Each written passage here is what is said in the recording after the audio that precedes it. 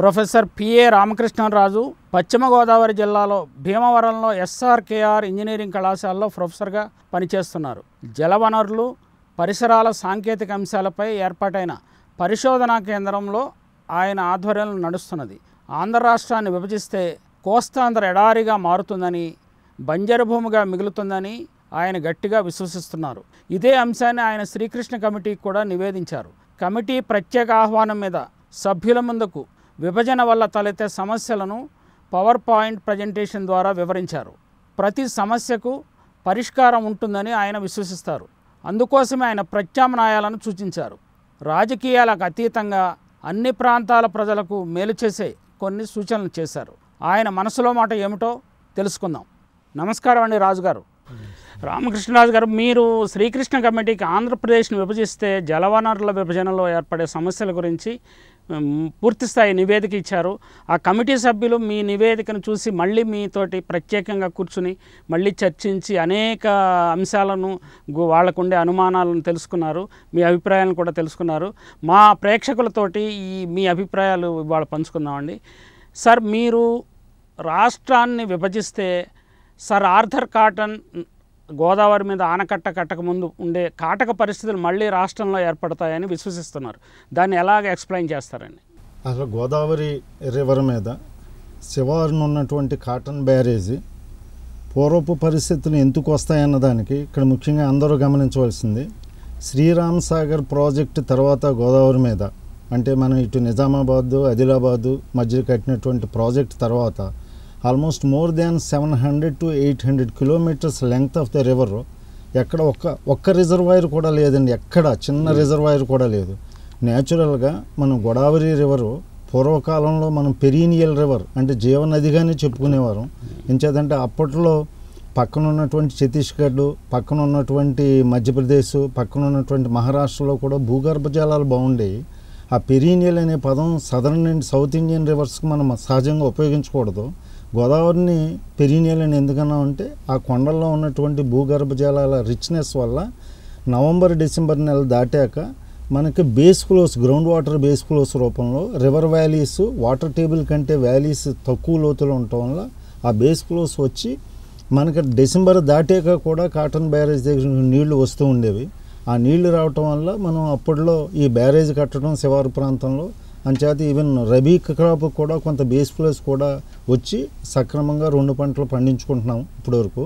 కానీ ఈ మధ్యకాలంలో ఈవెన్ మహారాష్ట్రలో కానీ, ఛత్తీస్గఢ్ కానీ, మధ్యప్రదేశ్లో కానీ హిల్లీ టెరైన్స్లో కూడా యూటిలైజేషన్ ఆఫ్ గ్రౌండ్ వాటర్ పెరగటం మూలంగా water tables in the hilly టెరైన్స్లో కూడా బాగా పడిపోవటం, మోర్ దాన్ 700, 800, 1000 ఫీట్ డెప్త్ కూడా వెళ్ళిపోవటం, ఈ పరిస్థితుల మూలంగా వాటర్ టేబుల్స్ పడిపోవటం, దానివల్ల డిసెంబర్ దాటాక water flows, ground water base flows contribution towards the river నదిలోకి నీళ్లు రావడం ఆగిపోవటం, దాని మూలంగా ఎక్కడ పైన ఒక్క ప్రాజెక్ట్ లేదు.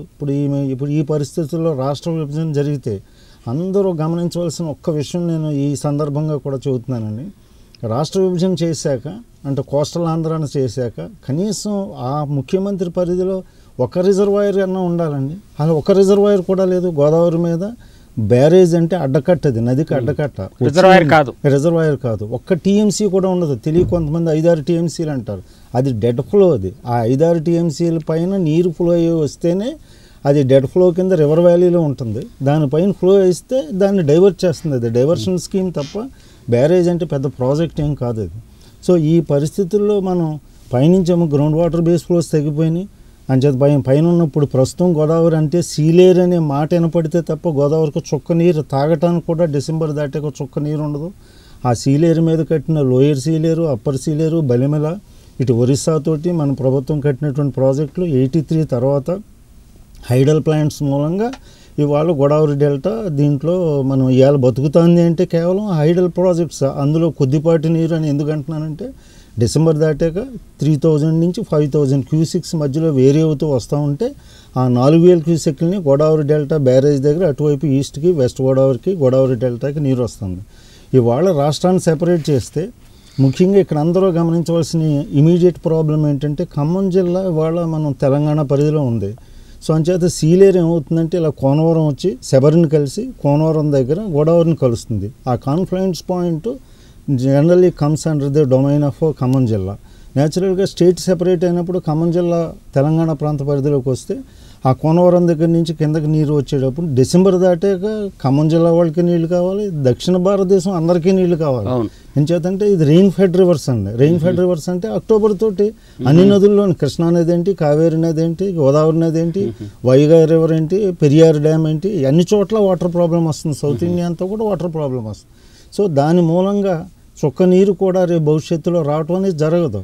ఇవాళ పోలవరం కట్టుకోండి అని ఏదో మాట అన్నారు. ఆ మాట అంటే అది కట్టడానికి కనీసం 10 సంవత్సరాలు పడుతుంది. ఇవాళ రేపే సెపరేట్ అయితే ఖమ్మం జిల్లాలోంచి ఏ వరరామచంద్రపురం దగ్గర చిన్న బ్యారేజ్ చిన్న అడ్డం పెట్టి మేము నీళ్లు తోడుకుంటాం అని సెపరేట్ స్టేట్ అయినప్పుడు వాటర్ మేనేజ్మెంట్ వాటర్ వాళ్ళు చూసుకుంటారు.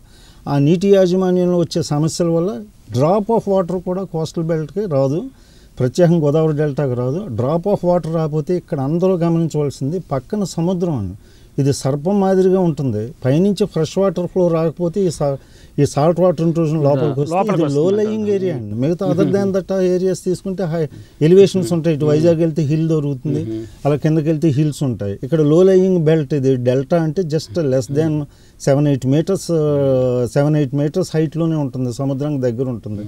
గ్లోబల్ వార్మింగ్ దీనివల్ల సాల్ట్ వాటర్ ఇంట్రూషన్ జరిగి ఎడారి అవుతుంది అనటంలో ఎటువంటి మార్పు లేదు నేను చెప్పిన టెక్నికాలిటీ విషయంలో. అలాగే ఇప్పుడు రాష్ట్రాన్ని విభజిస్తే ప్రస్తుతం ఉన్న ప్రాజెక్టులను 2 కింద విడగొట్టాలి. శ్రీశైలం ప్రాజెక్టు ప్రస్తుతం 2 జిల్లాల సరిహద్దులుగా ఉంది. భవిష్యత్తులో అది 2 రాష్ట్రాల సరిహద్దు అవుతుంది. అలాగే నాగార్జున సాగర్ కూడా 2 జిల్లాల సరిహద్దుగా ఉంది, అది 2 రాష్ట్రాల సరిహద్దుగా మారుతుంది. దానివల్ల కొత్తగా సమస్యలు ఏమొస్తాయి అంటారు, అంటే వాటర్ షేరింగ్లో సమస్యలు ఏమొస్తాయి? సో అందరూ గమనించవలసింది ఇక్కడ యాక్చువల్గా ఆంధ్రప్రదేశ్ రాష్ట్రం ఏర్పడటం అంటే వాటర్ యూనిఫైడ్స్ ద స్టేట్. నీళ్లు మనల్ని కలిపి ఒక రాష్ట్రం కింద ఏర్పరిచినాయి. Politicians are dividing the state. అంచేత రాజకీయ వ్యవస్థలు దాన్ని సెపరేట్ చేయడానికి ప్రయత్నం చేస్తున్నారు. అది కాన్స్పిక్యూస్గా అందరూ గమనించవలసిన విషయం. ఇక్కడ రాష్ట్రం సెపరేట్ అయిన వెంటనే 8 ఇంటర్ స్టేట్ ప్రాజెక్ట్స్ ఏర్పడతాయండి రివర్ మీద. మనకి అదృష్టం ఏంటంటే ప్రకృతి పరంగా గోదావరి నది, కృష్ణా నది విత్ వెరీ మినిమం డిస్టెన్స్ అంటే లెస్ దాన్ 120 కిలోమీటర్స్ డిస్టెన్స్లో మోర్ దాన్ 1000 కిలోమీటర్స్ లెంగ్త్ ఉన్న రివర్లో ఇంత తక్కువ డిస్టెన్స్లో ప్రకృతి పరంగా అసలు ఎక్కడ కనిపించదు. వరల్డ్ ఫినామినా ఎక్కడ చూసినా.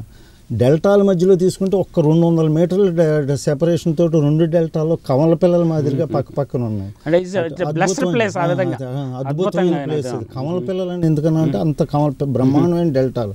ఇదొక 15 లక్షలు, ఇదొక 12 లక్షలు, almost more than 30 lakh acres ఉన్నటువంటి ల్యాండ్ ఆ డెల్టాస్. అంత ప్రకృతి పరంగా ఇవాళ రాష్ట్రం సెపరేట్ చేయటం వల్ల కృష్ణా రివర్ తీసుకుంటే ఆల్మోస్ట్ పులిచింతల, నాగార్జున సాగర్, శ్రీశైలం, రాచోలిబండ, జొరాల మొత్తం ప్రాజెక్టులన్నీ కూడా వెర్టికల్గా ఒకవైపున తెలంగాణ ప్రాంతం, ఇంకొక వైపున సీమాంధ్ర ప్రాంతం అయ్యి